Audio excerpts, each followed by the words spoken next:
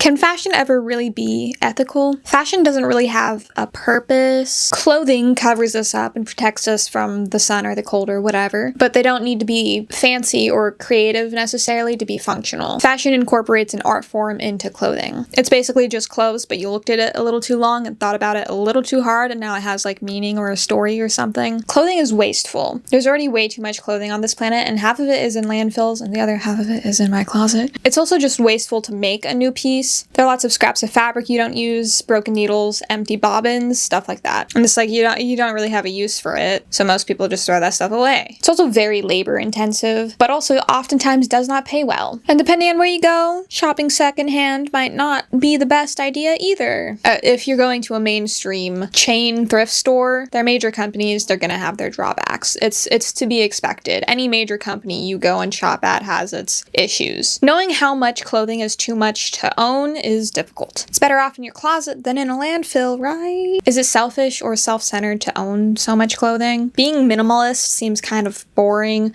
but is that the only way to not overconsume? Trends also have people buying something just to donate it a month later because it's out of style. If you participate in a trend, are you supporting capitalism, overconsumption? Is it possible to participate in fashion and be a good person?